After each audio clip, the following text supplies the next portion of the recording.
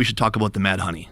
Yeah. Well, that's how you and I got in touch recently. Right. Yeah. You saw us talking about mad honey on the show, and you reached out and said, I'm actually right now harvesting mad honey. Yes. You sent me a photo of you actually doing it right there. I'm going to grab some from my bag right now. Okay.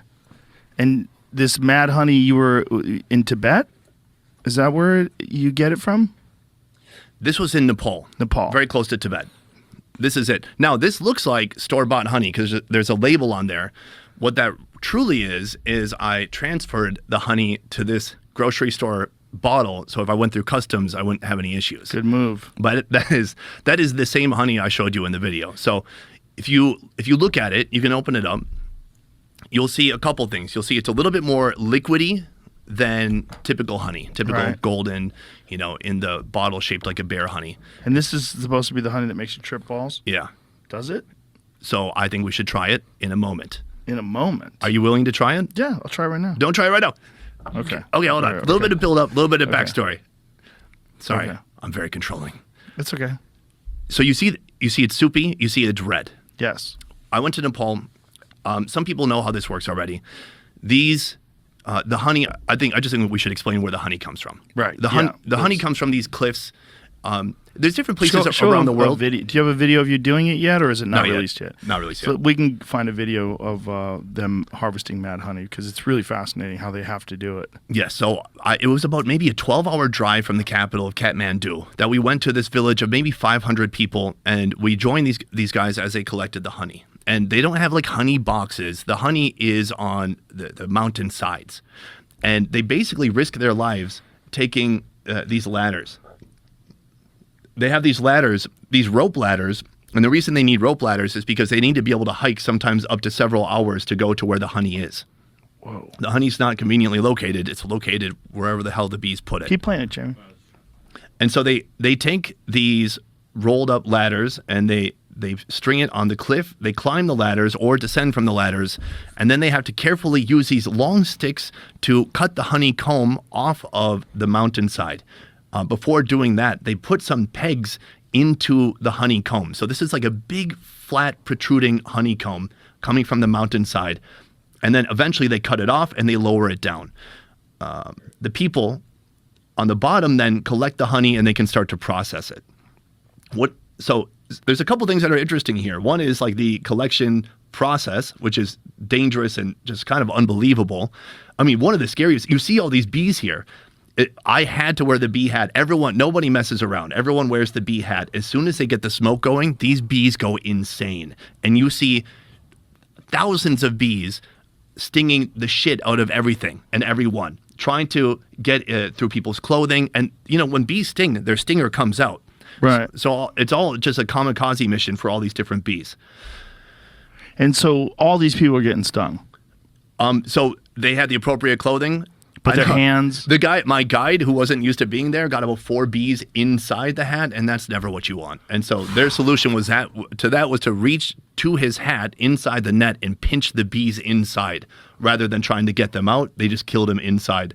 Oh. And so when they got the honey, for example, you can see here they're dumping it out of the basket. There's going to be tons of bees and honey mixed together.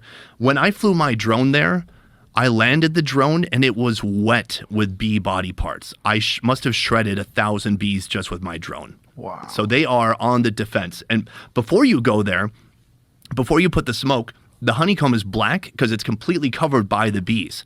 But after the smoke comes up, it reveals the actual yellow honeycomb underneath. So that's one interesting aspect to this. But so the smoke is to try to calm down these bees, right? To repel them, to make them leave. So how do they do that? They start fires at the base of the cliff? Yes. And these guys are so badass. They know how to start a fire and basically put it into a makeshift backpack and then carry it up. Boy. So they're carrying smoke on their back and then dumping it at the base of the cliff. And then the smoke goes up and then the bees go insane from there. Is it because the bees know? Are they accustomed to people trying to steal their honey? I do think it puts them in a defensive mode, but also just like a lot of insects don't like smoke. So it's like they know they have to leave because there's smoke, but they want to protect the hives at all costs.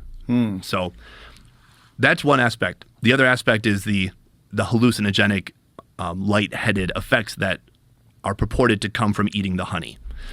So how does that happen? The bees collect, I forget if it's nectar or pollen, from certain types of flowers that grow there locally.